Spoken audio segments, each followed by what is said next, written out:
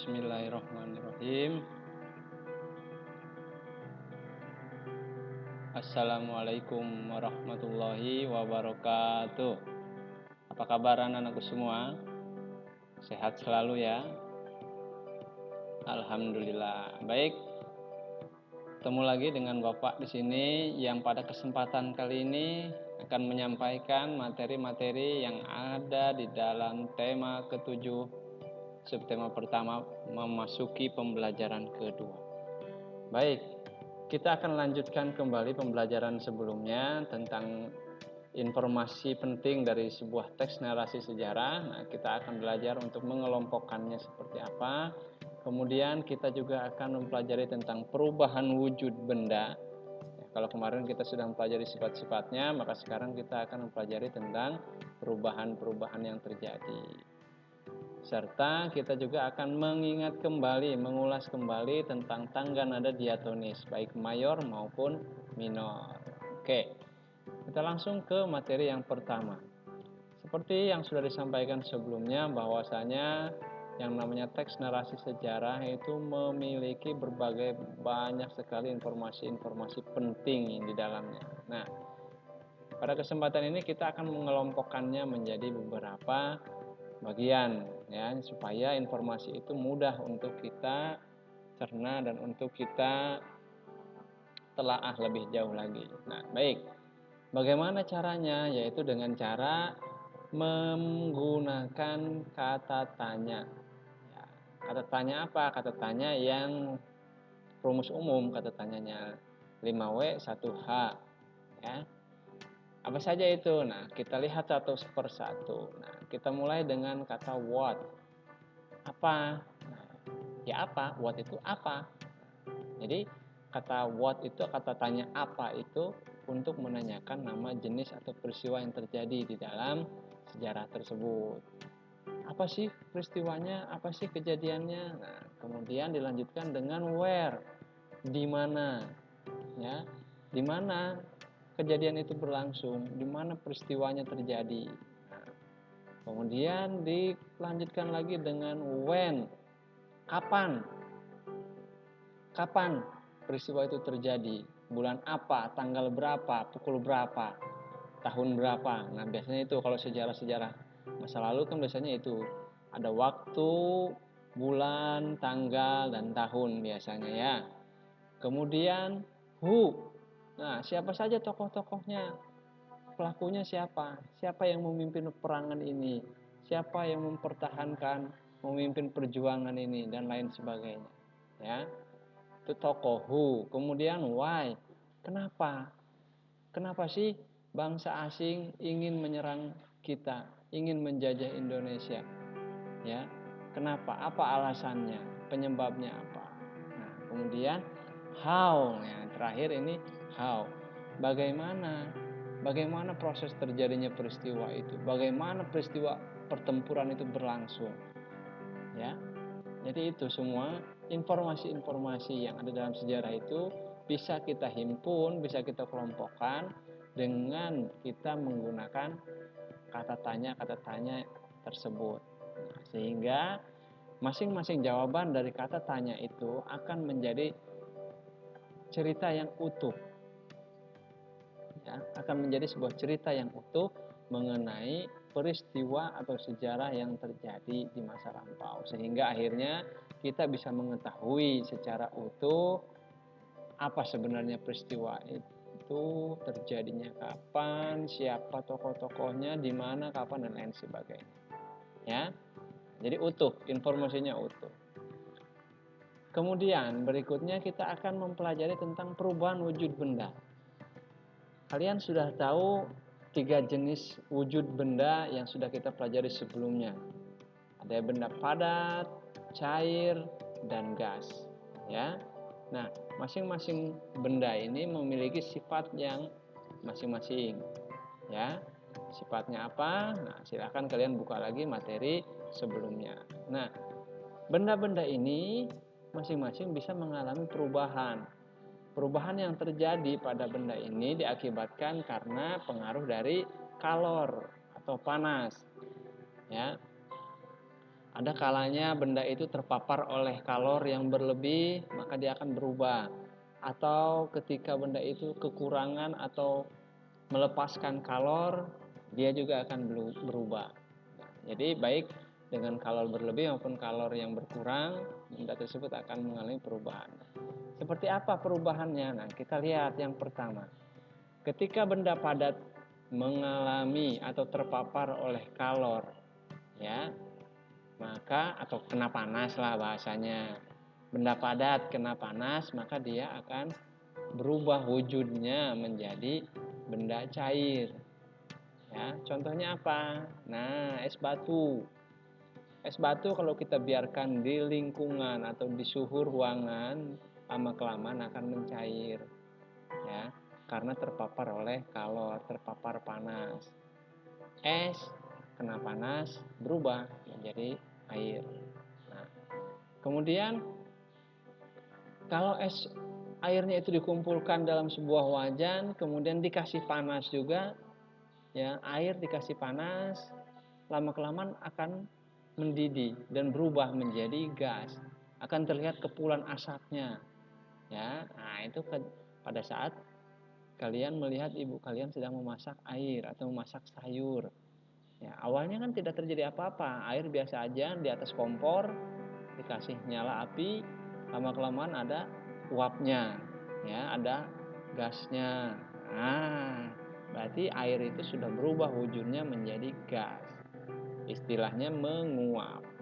Nah, itu dia contohnya menguap. Kemudian ada juga yang benda padat ketika diberikan panas dia akan berubah menjadi gas. Nah, tapi tidak berubah menjadi cair, ini hanya berubah menjadi gas. Apa contohnya? Contohnya es kering. Nah, ini dia. Es kering. Kalau kalian baru atau pernah mendengar istilah es kering atau yang mungkin suka menonton konser ya di panggung-panggung pertunjukan itu biasa ada efek asap. Ya, ada asap dari bawahnya muncul. Wush, ya, seolah-olah ada kebakaran, tapi tidak ada terjadi apa-apa, hanya ada asapnya saja. Nah, itu dia salah satu efek yang dihasilkan dari es kering. Es kering ini padat awalnya, tapi ketika dikena udara hangat, kena kalor, nah, dia akan berubah menjadi gas. Nah, istilahnya menyublim. Ya. Atau ada juga kapur barus. Tahu kapur barus ya, yang biasa dipakai untuk pengharum ruangan, pengharum lemari, pengharum toilet. Nah, yang bulat warna-warni itu kalau di toilet itu, atau yang pengharum ruangan yang digantung bersama pakaian. Nah, kalau kalian pegang kan itu padat bentuknya. Tapi lama-kelamaan dibuka, lama bungkusnya dibuka, lama-kelamaan jadi wangi. Nah, kan hangat. Di dalam lemari itu ada udara hangat, ada kalor. Lama-kelamaan dia berubah menjadi gas.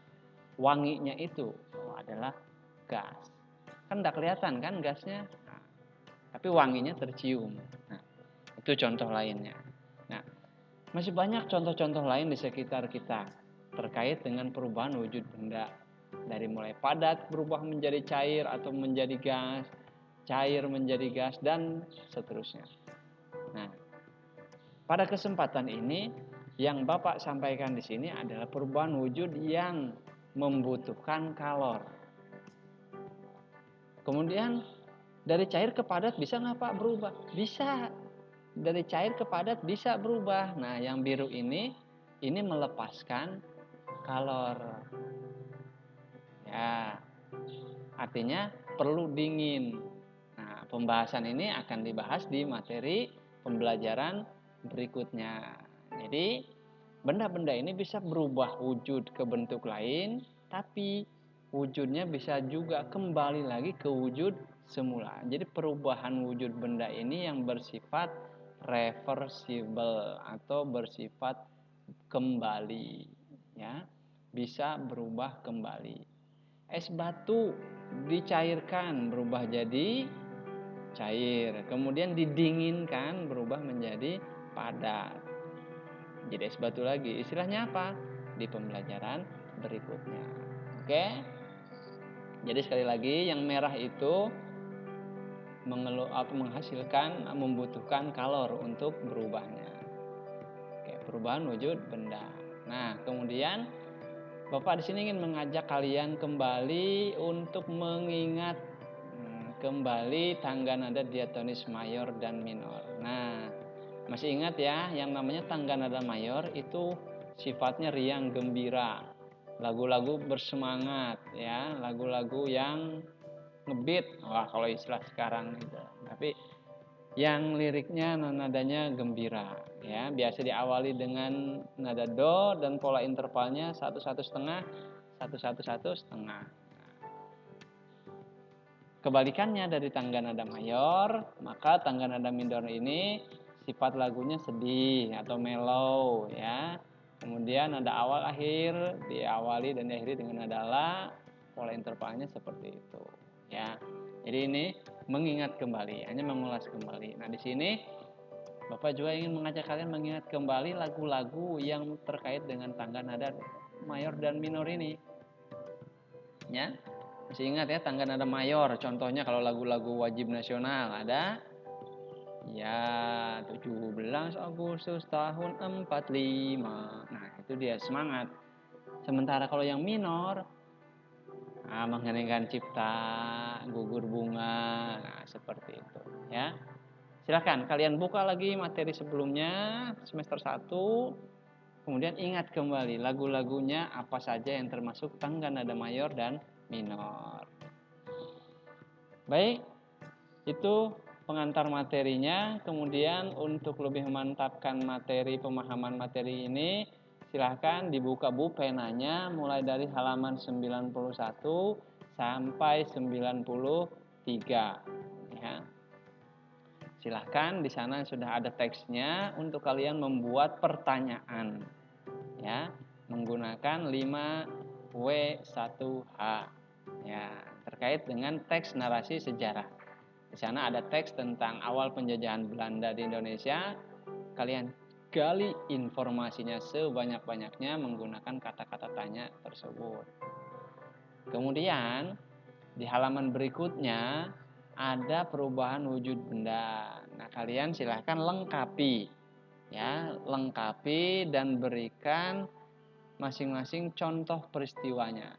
Tadi sudah Bapak sampaikan sebagian, kalian cari lagi peristiwanya di sekitar yang ada di sekitar kalian. Ya. Kemudian di halaman 93, nah itu tadi kalian buka kembali materi sebelumnya tentang tangga nada diatonis mayor dan minor. Ya. Judul-judul lagunya diingat-ingat kembali. Ya.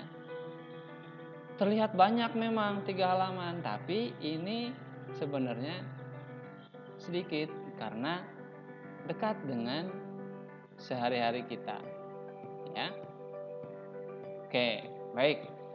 Mungkin itu yang bisa Bapak sampaikan pada kesempatan kali ini.